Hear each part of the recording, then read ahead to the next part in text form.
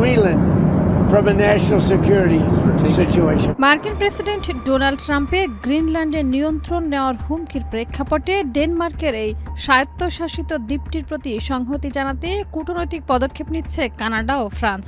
6 ফেব্রুয়ারি গ্রিনল্যান্ডের রাজধানী নুকে আনুষ্ঠানিকভাবে কনসুলেট উদ্বোধন করতে যাচ্ছে দুই দেশের উচ্চ পর্যায়ের প্রতিনিধি দল। শিয়া বাটার ও ভিটামিনে সমৃদ্ধ লিলি বিউটি সোপ, তারুণ্যময় উজ্জ্বল ত্বকের জন্য। রিমার্ক। কানাডার প্রতিনিধি দলে রয়েছেন দেশটির গভর্নর জেনারেল মেরি সাইমন ও পররাষ্ট্রমন্ত্রী অনিতা আনন্দ। তাদের সফরে নিরাপত্তা ও উপস্থিতির অংশ হিসেবে একটি কানাডীয় কোস্টগার্ড জাহাজও সঙ্গে থাকবে।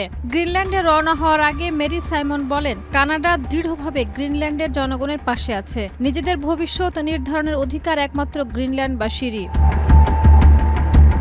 একই দিনে ফ্রান্সের কর্মকর্তাদের একটি দলও গ্রিনল্যান্ডে পৌঁছাবে এবং তারাও সেখানে নিজেদের কনসুলেট উদ্বোধন করবে। এর মাধ্যমে গ্রিনল্যান্ডের বিদেশি কূটনৈতিক উপস্থিতির একটি নতুন অধ্যায় শুরু হচ্ছে। এতদিন নৌকা কেবল আইসল্যান্ড ও যুক্তরাষ্ট্রের কনসুলেটই কার্যক্রম চালাচ্ছিল। বিশ্লেষকদের মতে জাতীয় নিরাপত্তার অজুহাতে ট্রাম্পের বারবার গ্রিনল্যান্ড দখলের প্রয়োজনীয়তার কথা বলার পর কানাডা ও ফ্রান্সের এই উদ্যোগ ন্যাটো মিত্র দেশগুলোর পক্ষ থেকে গ্রিনল্যান্ডবাসীর প্রতি স্পষ্ট সমর্থনের বার্তা বহন করছে। কানাডা 2024 সালের শুরুতে গ্রিনল্যান্ডে কনসুলেট খোলার ঘোষণা দিয়েছিল। মূলত 2025 সালে এটি উদ্বোধনের পরিকল্পনা থাকলেও প্রতিকূল আবহাওয়ার কারণে তা পিছিয়ে যায়। এবার সেই পরিকল্পনা বাস্তবে রূপ নিতে যাচ্ছে।